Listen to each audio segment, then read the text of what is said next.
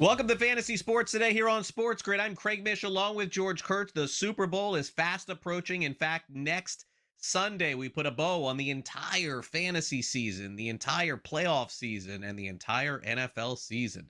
Craig Mish, George Kurtz here with you for the next hour. We'll recap some of the awards from the fantasy football season and then look ahead to the Super Bowl as well. George, great to be with you here. As we close out the month of January, we're entering February, which means naturally Super Bowl, also means baseball month. Looking forward to getting that started as well. But, certainly we got the Super Bowl, George, coming up in about a week from now. Do you have your plans all set where you will be viewing and entertaining? Is it usually in the Kurtz household, or do you go to your in-laws' house? How's that going to work? No, it's usually here at my house. For the most part, my wife is usually working. I'm sure that's a coincidence that she's working on Super Bowl Sunday, but she actually is off. So she said she'll make some things here. If my brother wants to come over and other family members, we shall see. Of course, living here in the Northeast, Craig, it all depends on the weather here. As he says, it seems like every weekend, as Sam can attest, we get a snowstorm every weekend. This week it looks like we're going to get lucky and we're not going to get one. So we'll see how that works out.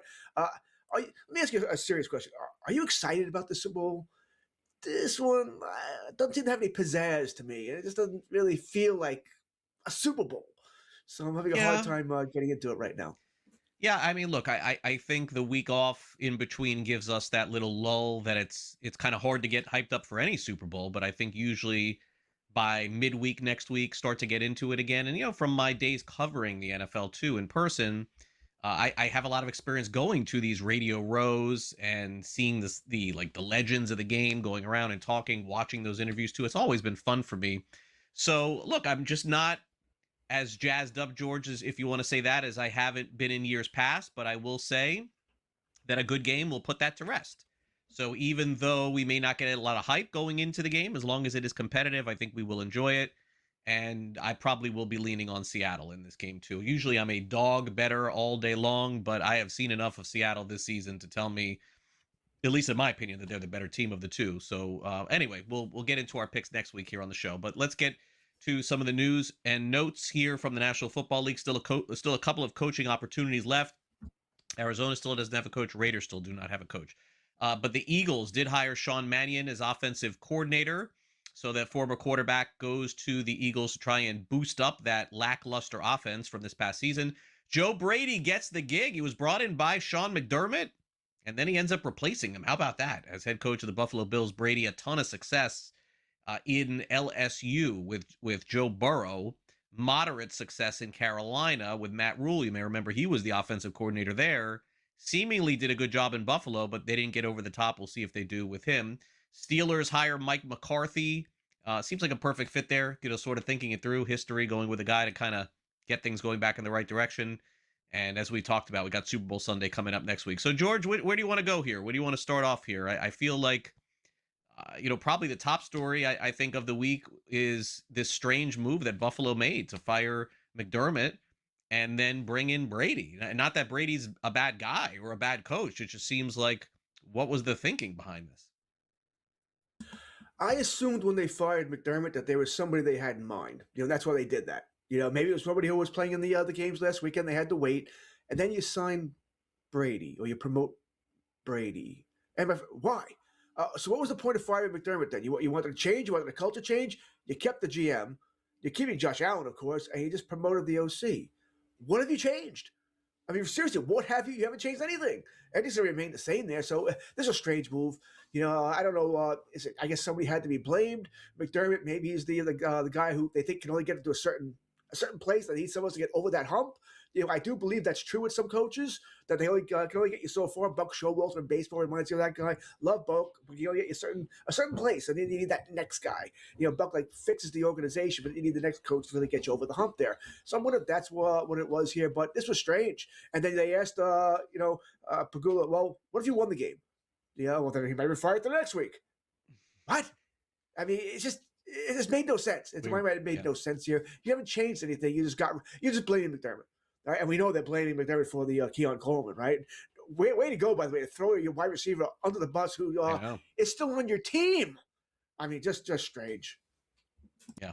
Steelers, by the way, I didn't realize that Mike McCarthy had such family ties to Pennsylvania, but he certainly was wearing some tears during that press conference. And he got hired. Did a really good job, I thought, by the way, surprisingly, George. For me, at the opening press conference, you saw him as the head coach with Dallas. But for the Steelers, I kind of thought they were going to go outside the box a little bit, honestly, change things up. Not so much. So McCarthy definitely did a great job in Green Bay, okay job in Dallas. Now has his hands full in Pittsburgh, and either they draft a quarterback, use a free agent for a quarterback, or they do not have a quarterback going into the season because Aaron Rodgers' status still TBD. Well, you can make an argument that even if they have Aaron Rodgers, they still don't have a quarterback. So this was, I agree, this is strange because the Steelers throughout history, they've only had three head coaches, right? Noel, Cowher, Tomlin. They were all young defensive assistants that were allowed to grow with the team, right? They each averaged about 19 years with the Steelers here. So I assumed they would do that again. That's why I thought Jesse Minter was a guy they might go after there. So McCarthy does have the ties there, and of course, he has the experience. And I do think part of it is because they think the best chance to keep Aaron Rodgers is if McCarthy's the coach. That'd be the best chance for McCarthy to talk Aaron into coming back and playing another year. But he's not going to be there 19 years, obviously. Right. Craig, is McCarthy any different than Tomlin? The records are very similar. They get to a certain degree, and that's about as far as they can go. McCarthy with Dallas did change some things, and he admitted it in his first press conference with the Cowboys that he was very, very much into the analytics. That he's going to go for it more on fourth down. The problem is he really stared into it, Craig. I mean, he really stared. 4th and 7, I'm going for it. He went a little crazy there, especially at the end. I think it's a blah move. I understand he's got the ties there you mentioned there. I get it. He's an NFL head coach, fine, but he's not going to outcoach somebody. He's just not going to do that. So, I don't think this changes much of my thoughts on what the Steelers. I think, once again, they'll win around 8-9 games next year. Feels right. Great spot for Sean Mannion to go into in Philadelphia. Not that it's a great spot to get yelled at by fans if you don't do well, but they got a lot of talent there, George. Like, that guy's walking into a good situation at running back, at receiver, offensive line, provided Lane Johnson is healthy, and then Jalen Hurts at quarterback. I just feel like probably if you go back and watch Philadelphia, they were probably the most underachieving offensive team in football this season. So if only things can go one way, it's probably up. And my guess is Mannion may get some credit for that, but I expect the Eagles to be better on offense next season regardless. Would agree with everything you said. Can't be much worse than they were, right? They didn't play well at all. I'll bring up two things. One, this will be Jalen Hurts, his 6th offensive coordinator? For a team that's won a couple of Super Bowls, but as good as they have, I mean, I know some guys left for other jobs, right? Kellen Moore got a head coach. I get that. But just strange here. And, Craig, what's going to happen with A.J. Brown? If they move on from Brown, that's going to change some things. Where's your wide receiver 1? Devonta Smith's not a wide. He's a good wide receiver 2, but he's not a 1. Not game in, game out. So they're going to need that guy. And if you don't trade Brown, what happens in game 3 when he gets 2 catches for, 19 yards and he's all upset again? Here we go. So I think it's going to be a very interesting offseason in Philadelphia as far as the offense is concerned, specifically about A.J. Brown. And I definitely think that Brown is one player that a lot of teams would want. It's just a matter of you got to put up with some of the other stuff as you've had to with wide receivers. Also, we really quickly should get into Tennessee, Robert Saleh, right? We didn't mention that as of yet here on the show. Look, I thought Saleh didn't do a great job with the Jets. They obviously lost a lot of games. What we're seeing now, George, like Sam Darnold, like Robert Saleh, like Geno Smith, is that there's no evidence to show that you're a failure if you were involved with the Jets. They all seem to get second chances at this point. Agreed, Austin. When Dallas was looking for a head coach last year, I wouldn't mind Robert Saleh. It's a guy who I wouldn't have minded coming in there. Good defensive coordinator. He mentions that he is going to call plays. He thinks that was one of the mistakes when he was with Jets, that he didn't call plays here. They hired Brian Dable as an offensive coordinator, something I think Dable's much better at than as a head coach. So, yeah, I like the direction the Titans are taking. Yeah, Titans also with Cam Ward at quarterback. All right, fantasy awards for the 2025 NFL season. We'll give them away next.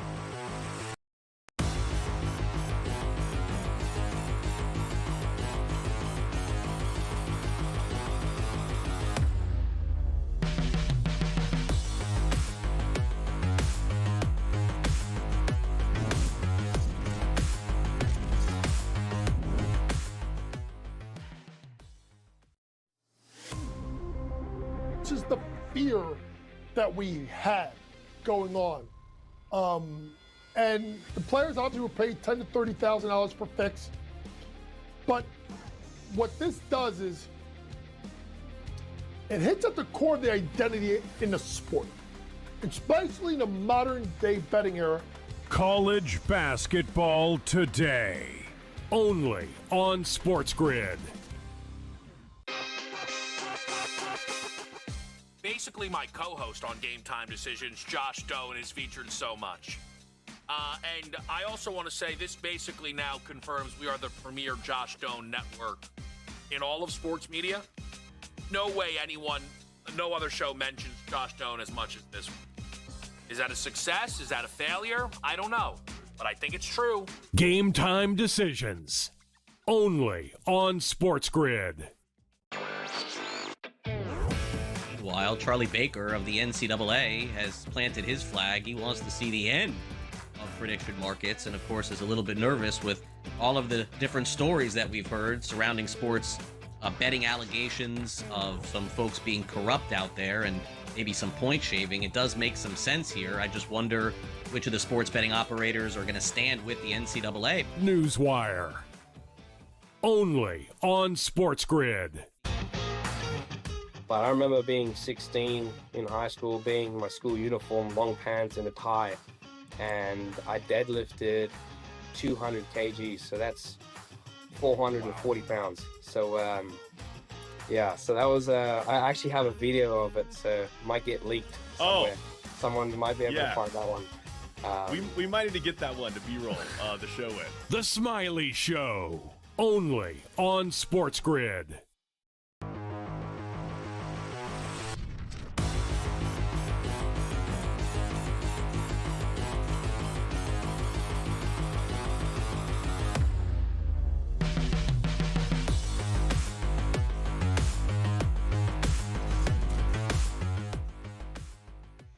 Fantasy football playoffs ended a month ago, so you got to kind of dig into the archives here for a minute to remember who the best and worst players were during the fantasy football season. But a quick look, and it's a good reminder. And so for those of you who had a successful or unsuccessful season, you may remember some of these players, George. The fantasy football MVP for me, I actually started off by thinking that it should be Bijan Robinson.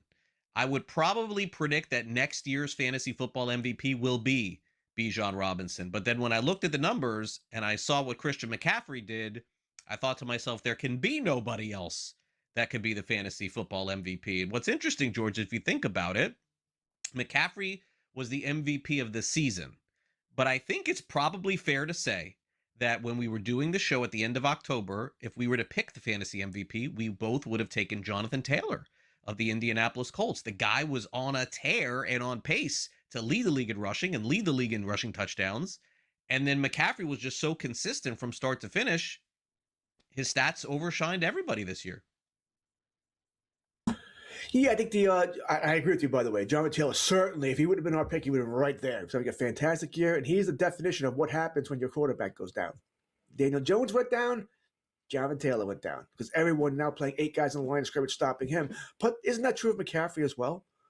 I mean, Brock Purdy got hurt. They had Mac Jones. They had all sorts of injuries, right? Kittle, Jennings, Ayuk was not even with the team, right? And everybody else got hurt there. Pearsall. Yet no one could stop McCaffrey.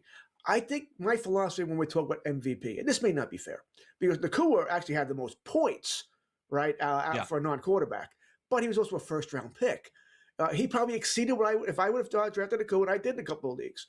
So he exceeded what I thought, no doubt. But McCaffrey was what? I know in my Dynasty League, I got him around 6. That's an IDP league, so it's a little off there, maybe around 4 in most leagues here. But he returned number one overall value here. So that's why I gave it to McCaffrey. For a while there, if you watch the games, he was their only offense. He was either running the ball or catching the dump offs, and he was getting yardage over and over again, touchdowns. So that's why I voted for McCaffrey. It's, like I said, it's not fair to Nakua, but because he was a first-round pick, and Bijan Robinson, the same thing.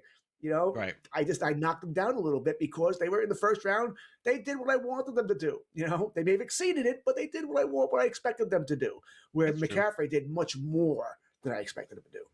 Yeah, we need the Spider-Man meme for that graphic right there, showing the two guys, back to back. But anyway, Christian McCaffrey, our fantasy MVP.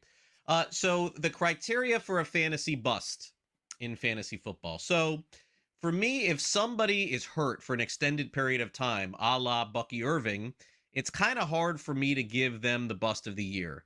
Also, Justin Jefferson was the highest pick to have the least points, but I don't know that it was necessarily all his fault. So I dug a little bit and I started going through the names and the numbers. And I wanted to pick a player that was a starting fantasy football player in your lineup at the beginning of the season that I thought was the bust of the year. That was my criteria for this. So Isaiah Pacheco is mine on the Kansas City Chiefs. So Pacheco, going into the fantasy football season, wasn't a first, second, or third round pick, but he was a bona fide RB2 in pretty much every league, if not guaranteed flex. And I know that he was hurt a little bit, but George, this dude had one rushing touchdown the entire season. One touchdown, one receiving touchdown too. Again, you could have gotten by without him. I'm sure there were teams that did. But when you draft a player and he gives you nothing, and this guy literally gave you nothing all season long, to me, that's where he qualifies for bust of the season. I almost went with the guy that you're going with too, but he did deliver like 3 games this year that were viable. So that was why I didn't. Yeah, Pacheco doesn't make this guy. He was terrible. And I had him on one of my teams, by the way. Yeah, he still made the playoffs, though. But I'm not Pacheco. I don't think he qualifies for this. We didn't expect much from him. Just because we have he's a top running back too. We don't have 24 running backs in the NFL. Just don't. So there'll be a lot of bust there. Patrick Mahomes, we never thought he was going to get a lot of touchdowns. He was hurt coming into the season. Can't qualify Pacheco. Gente to me. Now I didn't do JJ. I don't know if I necessarily agree that he can't be a bust because it's not his fault. Well, I'm not blaming him. I'm just blaming he didn't get the points here. The reason I didn't take JJ is that he ended up finishing, by the way, in most fantasy leagues as a top 15 wide receiver. I mean, he was pretty decent, even though he's on a bad team here. I'm looking at my home league here, and he ended up finishing JJ 13th. 13th. He just barely misses a wide receiver 1. So I can't JJ, but he was the first player that came to my mind here. That was going to be Justin Jefferson until I looked at the numbers here. Gente came in with so much hype. Remember, he was going to be great. No one was going to be able to tackle him. He was going to get 60-yard touchdowns on the norm here. And once again, probably not his fault. I think he was the number 1 running back and getting hit before he in the backfield, right? They had no offensive line. He was getting destroyed. No quarterback. Bowers got hurt, so nobody to throw the ball to. So, yeah, it wasn't his fault either, but from what we expected of him, he just didn't do anything.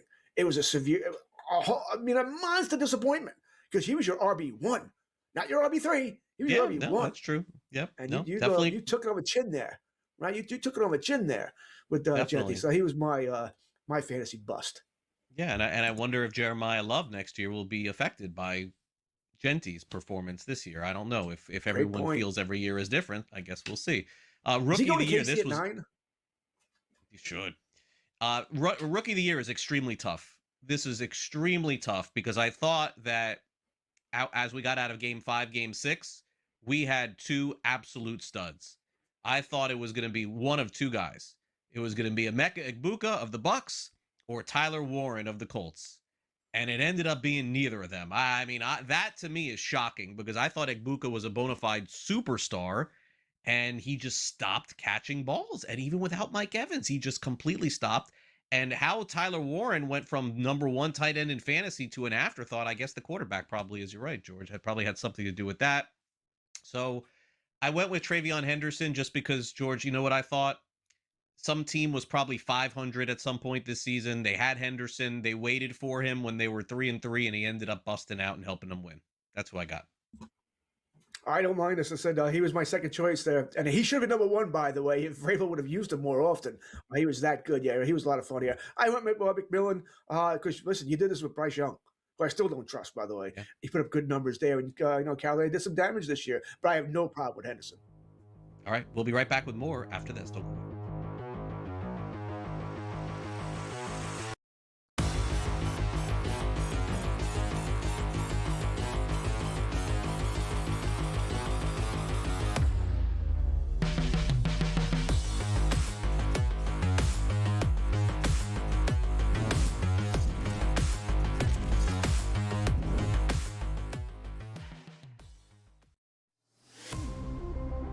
Is the fear that we had going on. And the players obviously were paid $10,000 to $30,000 per fix. But what this does is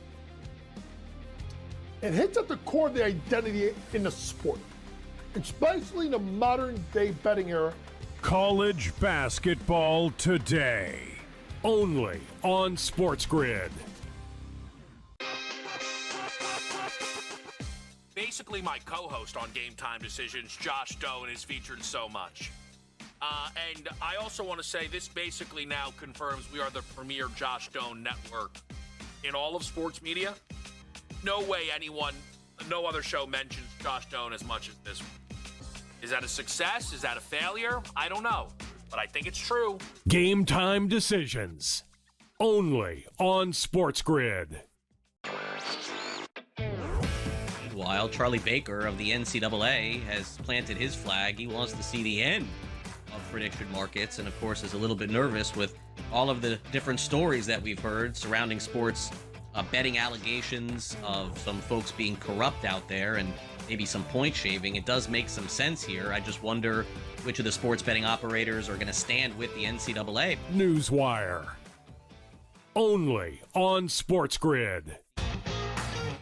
But I remember being 16 in high school, being in my school uniform, long pants and a tie, and I deadlifted 200 kgs, so that's 440 pounds. So yeah, so that was I actually have a video of it, so it might get leaked somewhere.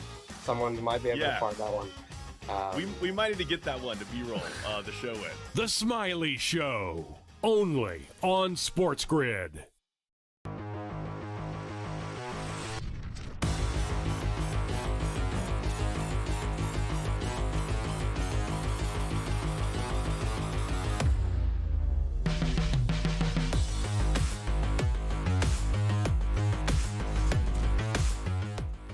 We got awards season going on here on Fantasy Sports today. Got another week until the Super Bowl. So George Kurtz, Craig Mish diving into who did what during the 2025 fantasy football campaign.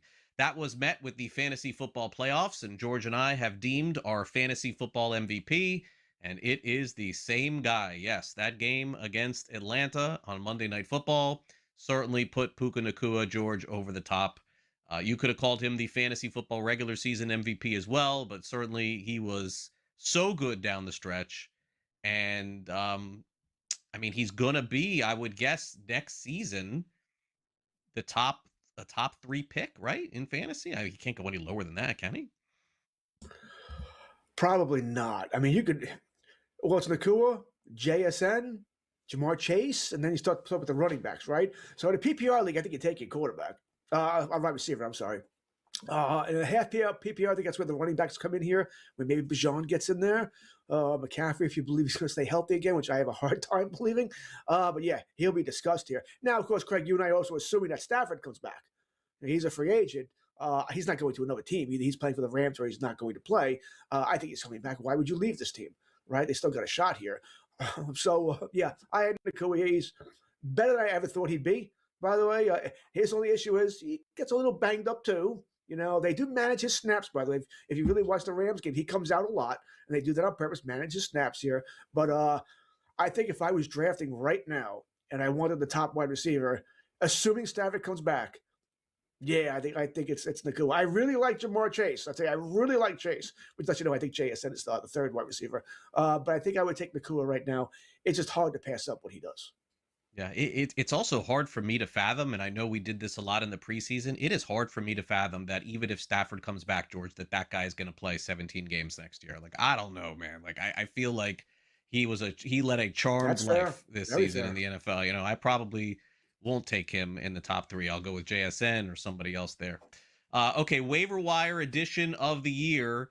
So, George actually is going to go with Stafford, who probably may or may not have been available. I guess it depends. But my guy definitely was not was out there on the waiver wire. That is Jacoby Brissett of the Arizona Cardinals. My gosh, what a finish to the season he had.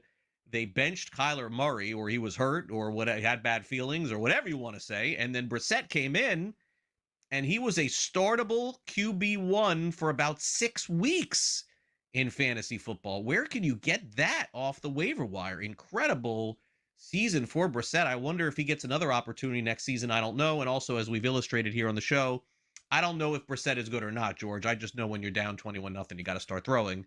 And Arizona was pretty much down 21-0 in the first 5 minutes of every game. Listen, if you're a fantasy player, all right, and you had Brissett or McBride, I mean, you are thrilled. I think it was longer than 6 weeks, so he was really good. I mean, you're absolutely right. NFL-wise, they didn't win a game. All right, he wasn't great. They were always down 21-0. Then he's throwing the ball 40 times, and they're making points. All right, and we loved it. So I actually kind of, it depends on how you look at it. I like your pick probably more than mine. I think Stafford because if you're playing in a league where most of us always tell you, to only draft one quarterback. All right, leave the other quarterbacks on the waiver wire. There'll be plenty of them. And if you do that, Stafford was on the waiver wire in a lot of leagues because he wasn't top 12. We didn't know if he was going to start the season. Remember the hyperbaric chamber, what was going on there with McVay? Oh, yeah. There was all strange things going on with Stafford. So that's why he's on my list.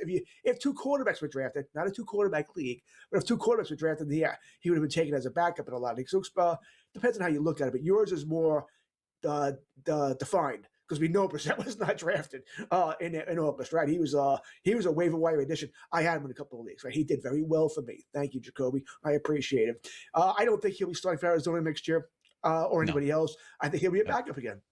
At least I hope. But hey, Craig, if I'm a Trey McBride guy, Brissett, come back, Right? I don't want to go back to Kyler Murray. Same could be said for my most improved fantasy player, also on Arizona, Michael Wilson.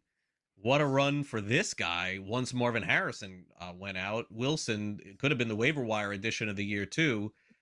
George, you got a quarterback for yours who was on my team all season long, and I think that's a really good pick from yours as well because second half of the season at quarterback, there were not many fantasy quarterbacks better than Trevor Lawrence statistically. The only one in my league who's better was Josh Allen. That's it than Trevor Lawrence. That's why I went with him there. Michael Wilson, by the way. Craig, do I keep him next year? I keep 3 guys in my league. Wilson's one of them around 18. I think I got to keep the guy, which I never would have thought of. But all of a sudden, he was really good. And maybe, once again, it's amazing. If you get the opportunity, you can show what you can do here. Harrison got hurt most of the year. Wilson stepped up here. So it's another good pick. We'll be right back. Don't go away.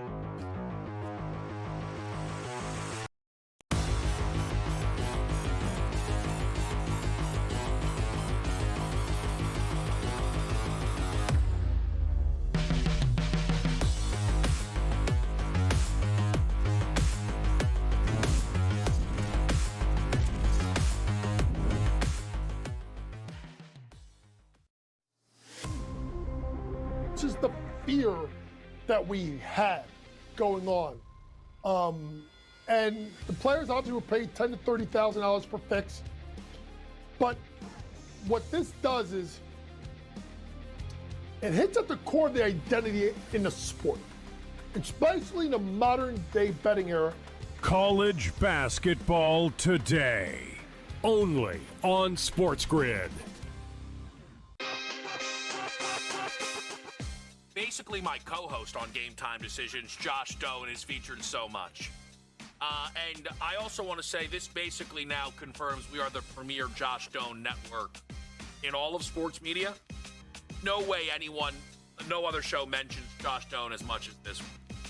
Is that a success? Is that a failure? I don't know, but I think it's true. Game Time Decisions, only on SportsGrid. Meanwhile, Charlie Baker of the NCAA has planted his flag. He wants to see the end of prediction markets and, of course, is a little bit nervous with all of the different stories that we've heard surrounding sports betting allegations of some folks being corrupt out there and maybe some point shaving. It does make some sense here. I just wonder which of the sports betting operators are going to stand with the NCAA. Newswire, only on SportsGrid. But I remember being 16 in high school, being in my school uniform, long pants and a tie, and I deadlifted 200 kgs, so that's 440 pounds. So so that was I actually have a video of it, so it might get leaked somewhere. Someone might be able to find that one. We might need to get that one to B-roll the show in. The Smiley Show, only on SportsGrid.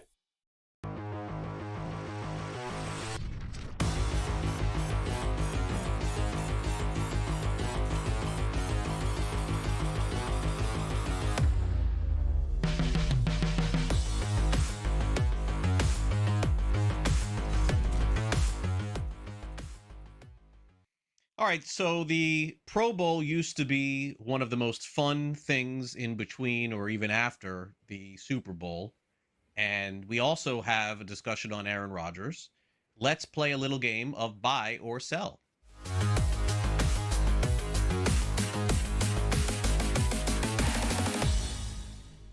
All right, George, I've been to the Pro Bowl. I've actually been to the Pro Bowl. They had it in Miami one year when they had the Super Bowl. So I really enjoyed going. And then I thought to myself, man, something is up if they're moving this thing out of Hawaii. And indeed they did.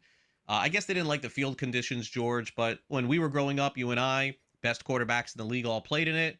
Game was somewhat competitive. Yeah, it was a little high scoring, but you could count on some decent ratings after the Super Bowl. Now it's an absolute disaster. I don't understand at all some of the decision making. And listen, great to get Shedeur Sanders in this game. That's been a hot topic all week. But like Tyler Shough and some of these other quarterbacks who had like okay years, like this one was the most perplexing decision I think of all the things that I heard this week.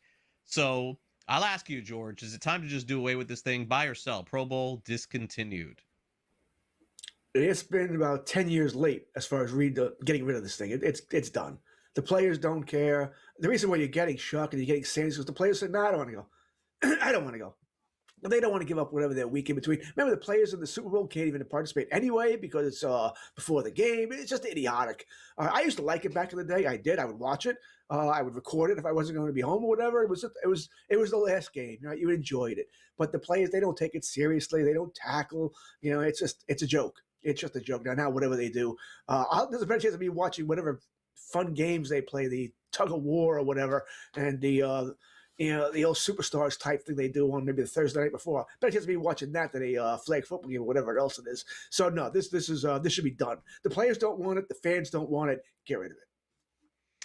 Yeah, I just don't think that it ever survived leaving Hawaii. I think that was the big draw to it. And then once that went away, it just felt like it became, an exhibition of some kind. So it's not a matter of if, it is just when they do away with this. And they obviously can't find players to play because they're putting in players that don't deserve to be in the Pro Bowl. Also, if I'm not mistaken, a lot of the players, George, don't have those bonuses for the Pro Bowl anymore in their contracts because the teams don't want to give it out because they know that nobody wants to play in the game anymore. So they give it to like the writers, AP All Pro, things like that. Used to be you make the Pro Bowl, you get a bonus of 50 grand, 100 grand, no longer. George is right. Get rid of it. All right, the Steelers introduced Mike McCarthy this week. At the end of his press conference, McCarthy said he would love to have Aaron Rodgers back. Who wouldn't? And McCarthy did coach Aaron Rodgers too. Buy or sell, Aaron Rodgers will be back as the Steelers quarterback next season. This is tough. All right. I do believe part of the reason why McCarthy was hired was because that's the only chance that Pittsburgh had of retaining Rodgers. It's not that they're dying for Rodgers, but if you don't have him, who do you have? You're going to be drafting for 20, so you're not going to be able to draft a quarterback, at least not one you can totally rely on. And you tried that a few years ago with Pickett anyway, right? And it didn't work out for you. So are you going to go the free agent route and find somebody to trade for Cousins or whatever it might be? So yeah, I think there's a pretty good chance here. I don't feel great about it, mind you, because we don't know what Rodgers is going to do. Maybe he is done, right? The playoffs were kind of ugly, right? He was terrible against Houston, and solid against Baltimore there. So I kind of lean yes because he still can play, not well anymore, nowhere near Hall of Fame Rodgers anymore. But yeah, I think part of this is McCarthy will be able to talk to him coming one more year. Let's run it back and give it a go. So I'm going to buy this, but I don't feel great about it, Craig. Yeah, so I'm going to sell. I think what I would predict would play out would be a guess, by the way, but a conversation with McCarthy and Rodgers, which is this. We want you to come back and be our starter next season, but keep in mind, we have discussed within the organization that we're going to be drafting a quarterback in the first or second round. And I don't think Aaron Rodgers is going to go for that. Because then I think at some point he sees that the writing could be on the wall. The Steelers have to draft a quarterback and succeed at it. They've had so many busts trying to do this since Ben Roethlisberger. So I'm going to sell. I think Aaron Rodgers is not going to be a placeholder. And I think that he would have to be aware that he is only a placeholder for next season because Pittsburgh, make no mistake about it, round 1, round 2, round 3, they're going to end up with one of these quarterbacks. And I don't know if the quarterbacks will be any good, but they're going to end up with one of them. All right, baseball season is just around the corner. Spring training opens up in less than 2 weeks.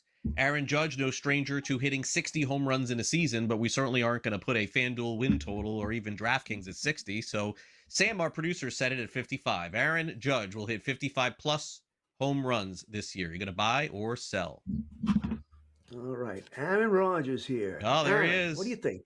What do you think, Aaron? Can you hit 55? Aaron Judge, right? I got it in my head here. 55 is asking a lot, Sam. It's asking a lot. He hit 53 last year, 58 the year before, 37, but that was the year he hurt his toe in Dodger Stadium, and then, of course, 62. I mean, if he plays 150 plus, yeah, I think he will. Will he do that? Sooner or later, Craig, I mean, you and I are big baseball guys. Why teams pitch to this man is beyond me. All right, I would give him just what Toronto does. Aaron, take first. Go ahead, just go. What, first and second? Oh, go ahead. I don't care. We'll load the bases. Let Bellinger beat us. Let's, Stanton beat us. We're not letting you beat us. All right, sooner or later, that has to happen here. If he plays 150 plus, yeah, I think he'll do it. He is that good. But I got to sell this. All right, you're asking for just to be 7 home runs off the record? I mean, no, he can't keep doing this every year here.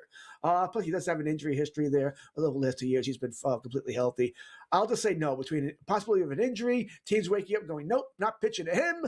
I'll take the under here. Although as a Yankee fan, he better. Because if he don't, Yankees going to be in a lot of trouble. So I've decided to go by the letter of the law. Sam is not going to like this. Sam is not going to like my answer. Yep. Sam, listen. Sam leaves these little loopholes in the buy or sell. 55 home runs between 55 plus the regular season, postseason, World Baseball Classic. Buy. Spring training. Buy. Above 55. Between spring training, World Baseball Classic, regular season, and postseason, Aaron Judge will hit 55 home runs. He didn't say this season. He didn't say this season. He said this year. The graphic says this year. In fact, if I'm not mistaken, he's going to have a softball event in December in Brooklyn. He'll hit a few there too. Over 55 home runs. Aaron Judge. Finally, Jose Ramirez, who signed a contract that'll keep him in Cleveland for the rest of his career, if he chooses to, currently has 285 home runs, and he turns 34 years old this season. Also has a shot at doing 400 steals. Jose Ramirez will finish his career 400 plus home runs, 400 plus steals, George. He also has 287 steals. So he needs about 115 more, or not about, 115 more of each year to get this question. You're asking a lot. He's 33 years old. He'll be 34 in September. Looking at Baseball Reference, by the way, right now. 115, I mean,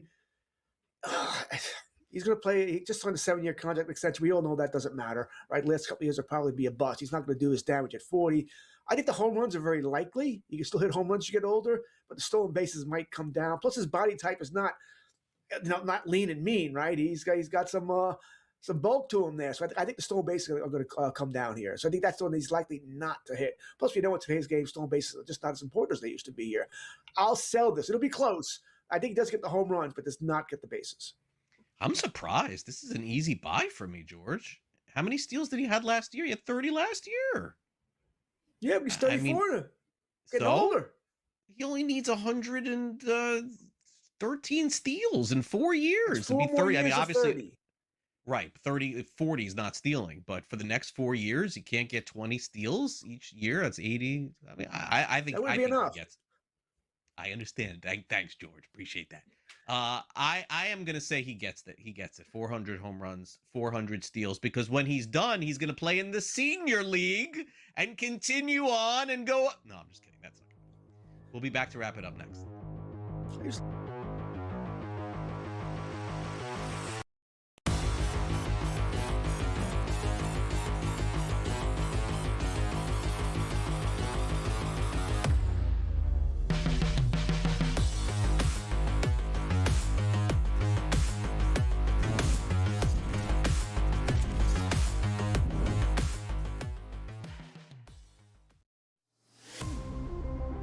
Is the fear that we had going on. And the players obviously were paid $10,000 to $30,000 per fix. But what this does is it hits at the core of the identity in the sport, especially in the modern day betting era. College basketball today. Only on SportsGrid. Basically, my co-host on Game Time Decisions, Josh Doan, is featured so much. And I also want to say this basically now confirms we are the premier Josh Doan network in all of sports media. No way no other show mentions Josh Doan as much as this one. Is that a success? Is that a failure? I don't know, but I think it's true. Game Time Decisions. Only on SportsGrid. Meanwhile, Charlie Baker of the NCAA has planted his flag. He wants to see the end of prediction markets, and of course is a little bit nervous with all of the different stories that we've heard surrounding sports betting allegations of some folks being corrupt out there and maybe some point shaving. It does make some sense here. I just wonder which of the sports betting operators are going to stand with the NCAA. Newswire. Only on SportsGrid. But I remember being 16 in high school, being in my school uniform, long pants and a tie, and I deadlifted 200 kgs, so that's 440 pounds. So yeah, so that was I actually have a video of it, so it might get leaked somewhere. Someone might be able to find that one. We might need to get that one to B-roll the show with. The Smiley Show. Only on SportsGrid.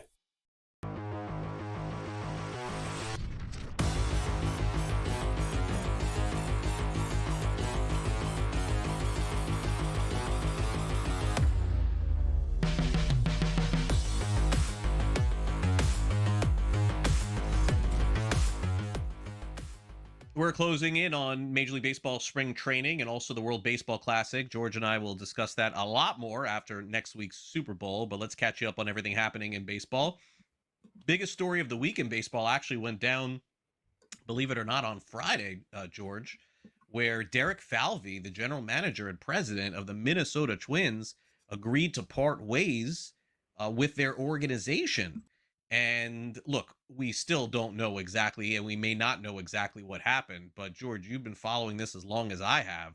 You never see this.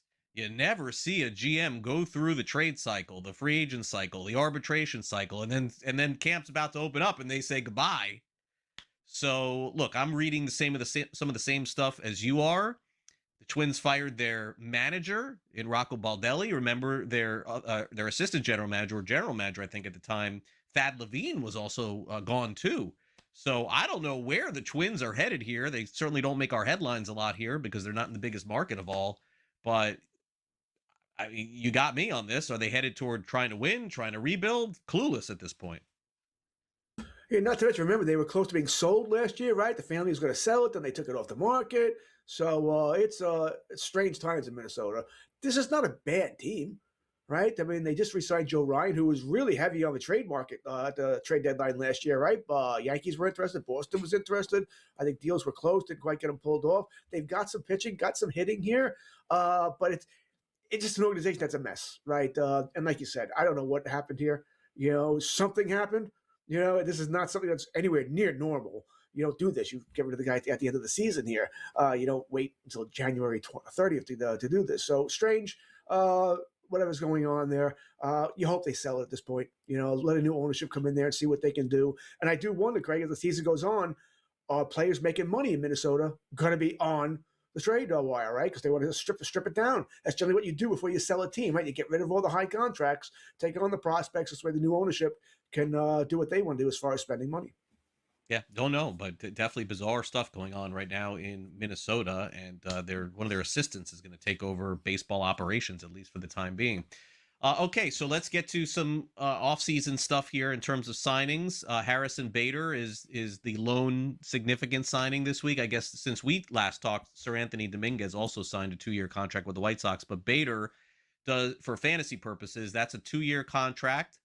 And he'll play every day in the outfield, George. He's been parlaying these 1-year deals and finally got a 2-year deal because basically everywhere he's been traded the last few years, he's performed. And so a nice little piece for the Giants. Fantasy, unfortunately, as you know and I know, Very rare to go anywhere and then go to San Francisco and put together career numbers, just because that park is a difficult spot to do it in. It's good for right-handers, right? I mean, you can pull the ball, you're okay, but you start going to right center, it's death. I mean, you look at this lineup there. I mean, you got Rafael Devers, Matt Chapman, Willie Adames, slow start, but he did pretty well. Heliot Ramos, solid. Bader, Jung-Hoo Lee. It's not a terrible line. It's not great, but it's not terrible here. The pitching with Webb, Robbie Ray, gets to the week after that with Adrian Hauser, Tyler Mahle, Landon Roop. So is it a contending team? Of course, you're not going to contend with the Dodgers. I don't think you're probably as good as the Diamondbacks either, so or the Padres for that matter. But I don't see. Bottom line is, I don't see them being a wild card team either. I don't think it's a playoff team as is here. So I think they're another team that could be looking to sell players at the deadline here. Although we do know they're still trying to buy. Right? They were talking to the Cubs about Nico Horner, but that seems to have slowed down with nothing came of it. Yeah, well, Giants actively pursuing, I guess, an infielder, and we'll see what trades happen. But teams this time of the year, George, extremely hesitant to go into free agency because they're about to see their entire team. And they've gotten this far. They're a week away. Why would they unload until they see something? Now, again, I think these names, you'll see them all sign or close to that. But I don't think it's going to happen for a couple weeks because teams are now very comfortable with offseason moves that they've made. And unless they're on a significant discount, none of these players are going to open up, I think, in camp with anyone. And I guess especially for Framber Valdez, that's got to be really surprising to him. Eugenio Suarez probably, George, is like, what do I got to do, man? I keep putting together 50 home run seasons. Nobody wants to give me a multi-year deal. But this is sort of the nature of the beast. Let's hit on Valdez first, man. This is a shock to me that he couldn't go out there and get a significant deal. Still sitting out there in free agency. Yeah, I'm surprised as well. I'm not a Valdez guy. This comes more from a fantasy perspective, where he's had trouble in the second halves for my fantasy teams the last couple of years here. But it's still a good starting pitcher. And for him not to have a job, I don't know what he's asking for. Maybe wants a $200 million contract, and that's never going to happen. That's probably the problem with a lot of these guys. They're asking for more than the market's willing to pay here, so his price has to come down here. So I'm very surprised he doesn't have a job. Very surprised. Some of the other guys in this list, I'm not. All right, Patrick Corbin, he's going to have to wait. It's a one-year deal coming somewhere along the line here. Suarez, he can hit, not so much with the fielding. All right, so that's an issue. Bassett should have a job, solid number 4 or 5 starter there. Verlander's the same thing, one-year deal eventually. Maybe he'll sign, not for the beginning of the season, Craig, but during the season, we might be so he can watch his innings, so he can make it through the entire season. Nick Martinez, we heard yesterday the Yankees might be interested there. Lucas Giolito's injured. Zach Littell, once again, 4 or 5 starting. Topman, who cares? Azuna, well, his history could be playing a fact there, and he's also a DH. Once again, teams aren't thrilled by getting someone's going to lock down the DH. They like to have some of that flexibility where they can rest guys in a DH spot, at least half a day's rest there. So some of these guys I'm surprised about, others I'm not. Zach Gallen is the last one, George. Zach Gallen also still searching for a multi-year deal. Really, Valdez and Gallen to me are the two. Eugenio Suarez, I'm really not all that surprised because what does he do? He hits home runs and there's nothing else, right? Like, there's no elite defense, there's no batting average, there's no on base.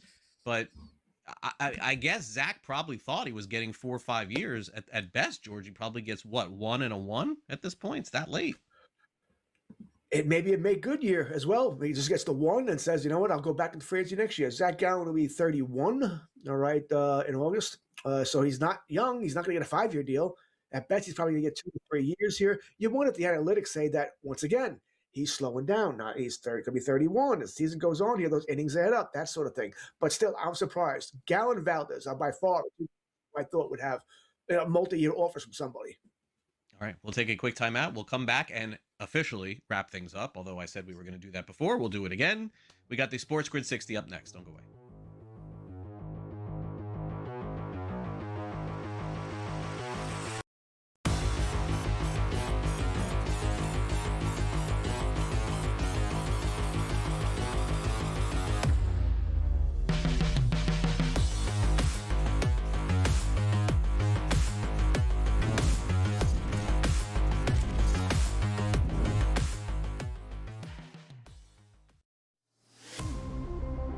This is the fear that we had going on. And the players obviously were paid $10,000 to $30,000 per fix. But what this does is it hits at the core of the identity in the sport, especially in the modern day betting era. College basketball today, only on SportsGrid. Basically, my co-host on Game Time Decisions, Josh Doe, and is featured so much. And I also want to say this basically now confirms we are the premier Josh Doan network in all of sports media. No way no other show mentions Josh Doan as much as this one. Is that a success? Is that a failure? I don't know, but I think it's true. Game Time Decisions, only on SportsGrid. Meanwhile, Charlie Baker of the NCAA has planted his flag. He wants to see the end of prediction markets, and of course is a little bit nervous with all of the different stories that we've heard surrounding sports betting allegations of some folks being corrupt out there and maybe some point shaving. It does make some sense here. I just wonder which of the sports betting operators are going to stand with the NCAA. Newswire, only on SportsGrid. But I remember being 16 in high school, being in my school uniform, long pants and a tie, and I deadlifted 200 kgs, so that's 440 pounds. So yeah, so that was I actually have a video of it, so it might get leaked somewhere. Someone might be able to find that one. We might need to get that one to B-roll the show with. The Smiley Show, only on SportsGrid.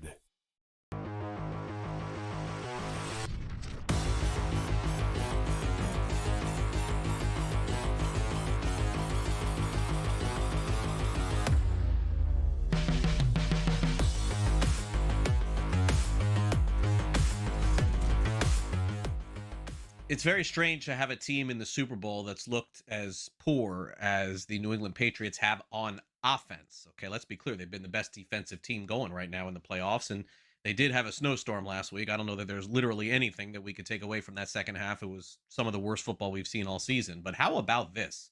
The Patriots offense in the playoffs, minus 0.171 EPA per play, expected points per play, which basically matches the Jets offense during the regular season, George. 0.172 per play. Again, some of this is skewed because of the second half of that dreadful game between New England and Denver.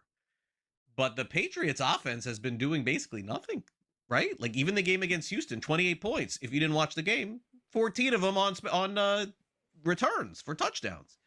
So maybe they get going against Seattle, but the signs are not pointing up. This is a little skewed. All right. I'm not defending the Patriots offense. It's been bad. Right? Drake May's been bad. Other than running the ball, he's been bad here. But they didn't need to do anything. All right. They didn't have to take chances because they were going to beat Houston because, once again, CJ Stroud was turning the ball over left and right. He was worse than May. Against Denver, it was the backup quarterback who couldn't get a damn thing done. And then you mentioned the big snowstorm there. Vrabel knew this, and he was protecting. He just wanted to win. Didn't care about anybody's ego there. He wasn't going to let Drake May lose the game for him. So it's skewed because if they needed to do more offensively, those numbers would be better. They didn't need to. Right. Just don't turn the ball over. We don't care. We're putting the ball away, 3 and out. We don't care. Denver's not going anywhere. We have the lead. It was just that simple there. So listen. I'm not defending Payne. He's been bad. He's been awful. All right. But hey, they're winning games, and that's all that matters here. I guess there's something to be said for that too, Craig. As bad as he's been, well, they're still playing Sunday. Next Sunday. Yeah, in the Super Bowl. All right, we got to get out of here, folks, and we got to do it in a way that keeps you warm. That's my theme coming up here this weekend. It's time now for the SportsGrid 60.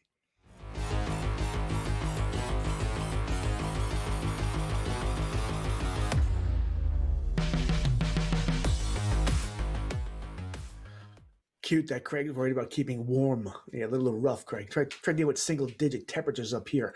All right, Yankee fans, and I'm one of them. I mean, Brian Cashman had the press conference the other day, and he wonders why people just want to throw him off a building here when he tried to tell Yankee fans, oh no, it's not the same team as last year. We had this, that, the other thing at the trade deadline. Yeah, at the trade deadline. So therefore, Ryan McMahon was on the team last year when you lost to Toronto. Gabriel was on the team last year when you lost to Toronto. So was Bednar. So was Doval. It's the same team, Brian. All right. Then listen, I don't mind you saying it, but don't lie to us and tell us it's not. All right. The catch is Austin Wells' team last year. First base is Ben Rice. Okay. He split it with Paul Goldschmidt last year, who, by the way, they're thinking about bringing back again. Jazz was on the team last year. Caballero on the team. McMahon on the team. The outfield's the exact same. Bellinger, Grisham, Judge. All right. DH is Stanton. Where's the difference here? All right. Schiller's going to pitch all season. Oh, Cole's going to come back. You have no idea what Cole's going to be when he comes back off Tommy John surgery. And same thing with Carlos Rodon, who's got the arm issues as well, who won't pitch here. So, don't try and pee down my back and tell me it's raining. It's the same damn team, Brian, other than a minor tweak here and there. Same team. Hey, they scored a lot of runs last year. He did make the playoffs. I expect they would do the same this year. After that, not so sure they're going much further than what they did last year in the ALDS. We won't do that to you, George, but it could be snowing, not raining. Could we fake you out on that? No? It'd be a little tough. I mean, if I think it's pain, you probably have a problem. Go see a doctor. With that, let's wrap up this show. Okay, so this weekend in South Florida, we got the falling iguana situation, which comes when the temperatures usually dip below 45 degrees. Last winter, it didn't happen at all in South Florida. Coming this weekend to the state of Florida, we have temperatures in South Florida in the 30s for the first time projected in the last 17 years. In Central Florida and the west coast of Florida, we're talking about temperatures in the 20s with a very small chance of snow in the Tampa Bay area, which is where George would love to be in a couple of years. I mean, George, I think, is out of New York after this year. I think he's the snowbird after this year. Yes, he is. So how do we prepare for this sort of thing? Well, I went to try and put my heat on. I don't even know if it works or not. I don't even know how to do it. But I would say this, all across the country, stay warm. I'm sorry for those of you who have snow, but I'm going through it this week too. I'm right there with you. Oh, that'll do it for our show. Thanks to George Kurtz, my co-host. You got to do the small violin. Thanks to Sam, our producer. I'm Craig Mish. We'll see you back here for our Super Bowl preview next week.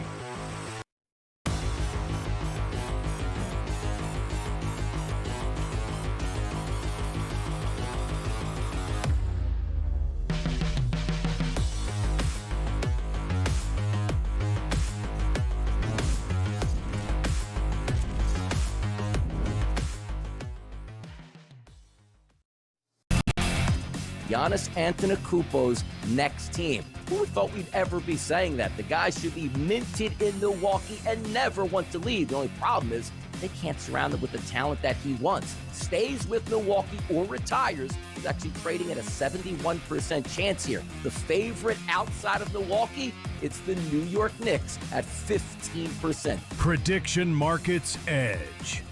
Only on SportsGrid. Stack enough wins to avoid a brutal matchup path, and when Giannis gets back full burst, they got to get him back on the floor and back on the floor healthy. The Bucks season won't be defined by the game Giannis misses. It'll be defined whether Milwaukee protects him from himself and gets him back in April if he's still a part of the team. Pro Basketball Today. Only on SportsGrid. ESPN are not going to take shots or criticize him. People on Fox are not going to take shots and criticize him. But McVay had a bad game. Sean Payton had a bad game. And that's just a fact. Like, when they go back and review what took place in key spots of that game, Sean Payton cost the Broncos points and Sean McVay cost the Rams points. Those are the first two people that should be blamed. The Craig Carton Show. Only on SportsGrid.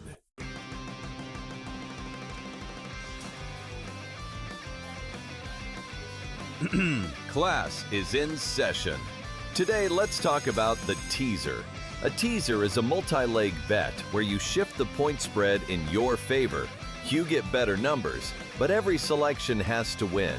It doesn't matter what you bet if you don't have the insights. Tune into SportsGrid and get ahead of the class.